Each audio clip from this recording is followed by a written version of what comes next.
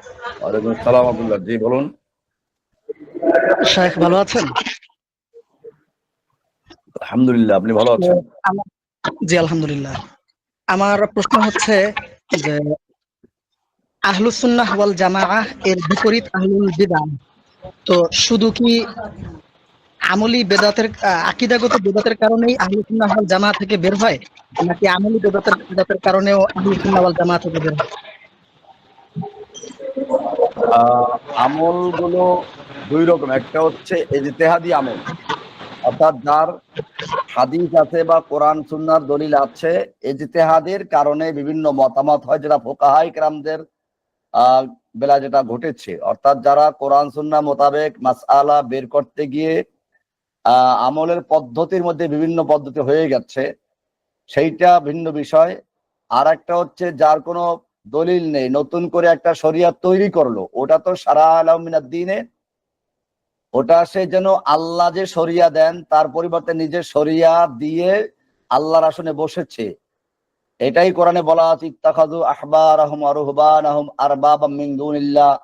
তারা তাদের আহবান রহবানদেরকে আল্লাহর পরিবর্তে রব বানিয়ে নিয়েছে। কোরআনে বলা আছে, আমলাহুম শুরাকাউ শারাউ লাহুম মিনাদ-দীন মা লাম ইয়াযাম বিহিল্লাহ। তাদেরকে এমন কোন শোরাকা আছে যারা তাদের জন্য শরিয়া তৈরি করে দিয়েছে যা আল্লাহ অনুমোদন দেন নাই। এটা হচ্ছে আর এক ধরনের ইবাদত, অর্থাৎ যে ইবাদত গুলোর কোনো ভিত্তি নেই, অথবা কোরআন সুন্নাহ সমর্থন তো করেই না, উল্টা কোরআন সুন্নাহর বিপরীতে আছে। হালালকে হারাম করে দেওয়া, হারামকে হালাল করে দেওয়া, অথবা নতুন করে কোনো ইবাদত তৈরি করা, অথবা কোনো শিরিক বেদাত যুক্ত ইবাদত তৈরি করে দেওয়া।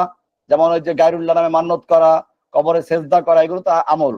এখন আপনি যদি আমলের মধ্যে এগুলোকে নিয়ে আসেন, এগুলো শুধু আমল না, এগুলো শিরিক।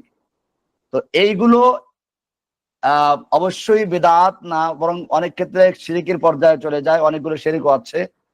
আর যে আমলগুলো কোরআন হাদিসের ভিত্তিতে ফুকাহায়ে কেরাম ইস্তেমবাদ করতে গিয়ে, মাসআলা বের করতে গিয়ে ইখতিলাফ হয়েছে, কিন্তু সেগুলো শরিয়ার মূলনীতির আলোকে কোরআন সুন্নাহর বাহিরে না, অর্থাৎ মূলনীতি এসে সাংঘর্ষিক না, শুধুমাত্র কাইফিয়তের ভিতরে গিয়ে কোনো ইখতিলাফ হয়ে দলিল ভিত্তিক, সেখানে প্রত্যেকের কাছে দলিল আছে। এটা আমি বিস্তারিত কালকে আলোচনা করেছিলাম। বিস্তারিত দলিল আছে প্রত্যেকের কাছে। আপনি একটা হাদিস গ্রহণ করেছেন, উনি আরেকটা গ্রহণ করেছেন, ওনারটাও হাদিস ভিত্তিক, আপনারটা হাদিস ভিত্তিক। আপনি একটা হাদিসকে সহি মনে করেছেন, সেটা আমল করলেন, অন্যটাকে তাবিল করেছেন। আর অন্য ইমাম অন্যটাকে সহি মনে করেছে, আমলের যোগ্য মনে করেছে, আর আপনারটাকে সে তাবিল করেছে।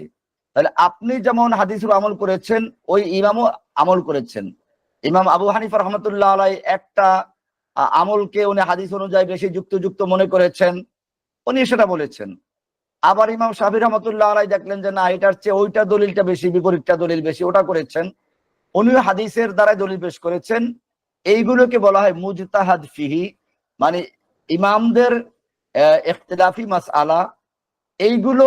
আর ওই বেদাতীদের তৈরি করা আহ আমলগত বেদাত বা আমলগত শিরিক এক না। দুইটাকে তালগোল পেঁচাই ফেললেই সমস্যাটা হয়ে যায়।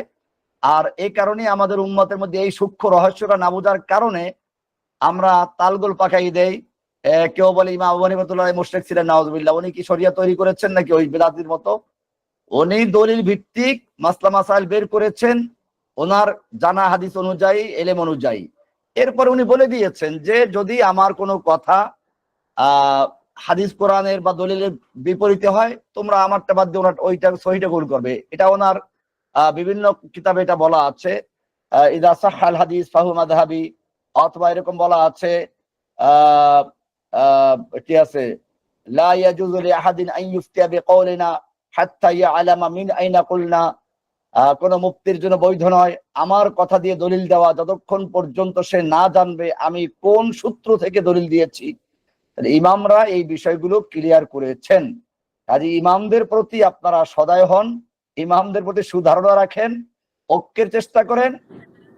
আর যেটা হলো, দুইটা জায়গা পার্থক্য আছে। আমল দুই রকম, একটা হচ্ছে ইজতেহাদি ফিকহি মাসাইলের ক্ষেত্রে ইজতেহাদগত কারণে ইখতিলাফ হওয়া, এটা ইবাদত তৈরি করা নয়, ইহদাসের অন্তর্ভুক্ত নয়, এটা ইজতেহাদি বিষয়। আর একটা হচ্ছে যেটা ওই যে বললাম, ছয়টা উসুল বললাম, মন করা, ছয়টা যে তরিকা বললাম যে এইগুলো মুআফিক না হওয়া, ওইটা ভিন্ন জিনিস।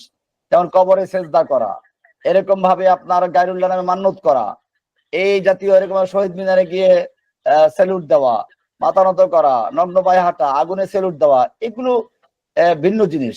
কাজে আপনাদের দুইটার মধ্যে পার্থক্যটা বুঝতে হবে, না বুঝতে পেস লাগবে। জি আসসালামু আলাইকুম শাইখ। জি বলেন। শাইখ, আমি